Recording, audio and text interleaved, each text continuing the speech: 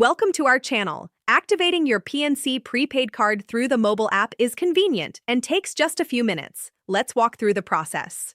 Step 1. Download the PNC mobile app from the Apple App Store or Google Play Store. Install it on your smartphone or tablet. Step 2. Open the PNC mobile app and tap on Activate Card, or look for a similar option on the main screen. Step 3. If you're a new user, you'll need to create a PNC account first. Tap on Register or Sign Up and follow the prompts. Step 4. Enter your prepaid card number when prompted. You'll find this 16-digit number on the front of your PNC prepaid card. Step 5. Provide the required personal information for verification, such as your full name, date of birth, social security number, and contact details.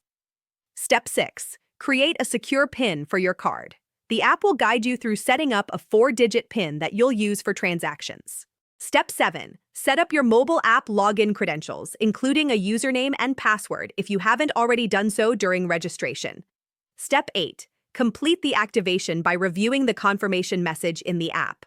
Your PNC prepaid card is now activated and ready to use for purchases and ATM withdrawals. Don't forget to like this video and subscribe to our channel.